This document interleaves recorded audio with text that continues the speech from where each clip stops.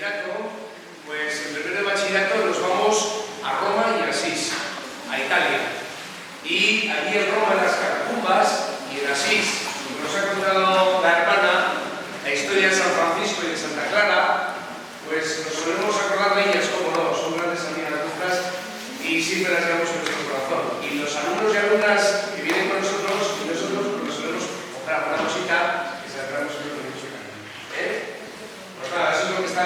Ahora nos enseñaré. Este es el Cristo que le habló a Francisco y con el que siempre estuvo Clara orando ante él. Así que muchísimas gracias.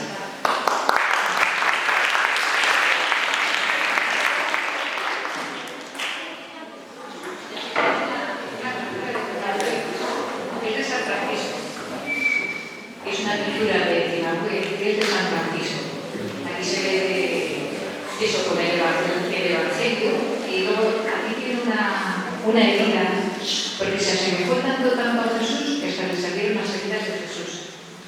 Se identificó tanto con Jesús que quisiera ser como él en todo, sobre todo en el amor. Y la verdad es que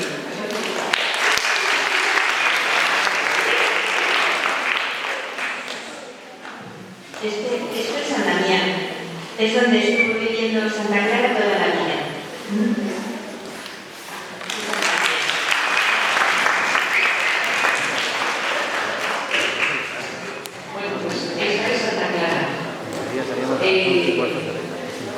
ella, como veis, tiene un libro grabando que tanto Francisco y Clara se enamoraron apasionadamente de Jesús, porque lo crucificaron. Pues el Evangelio es su forma de vida.